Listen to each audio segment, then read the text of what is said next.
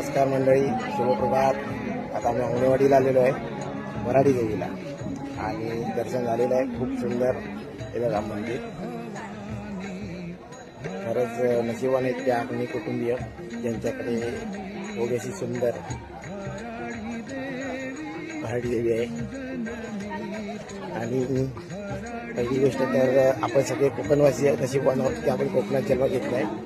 त्याच्यानंतर हे अग्नी कुटुंबीय माया भवानी श्री जगदंबे माया भवानी वराडी देवी तुझं नमितो वराडी देवी तुझं नमितो वराडी देवी तुझं नमितो.